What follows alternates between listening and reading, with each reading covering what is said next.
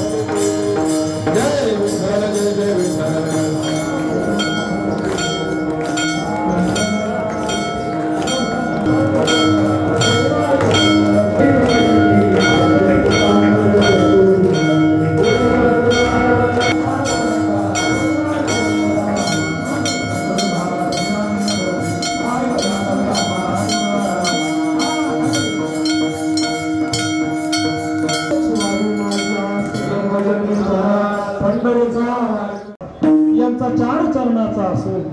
भगवान परमात्मा गोकुळामध्ये प्रकट झाल्याच्या नंतर गोकुळवासियांना जो आनंद झाला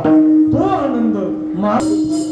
जगद्गुरु कृष्णाचा अवतार होता कृष्णाचा अवतार म्हणून देवाचा अवतार होता ना म्हणून खरोखर या ठिकाणी आनंद साजरा करत होते।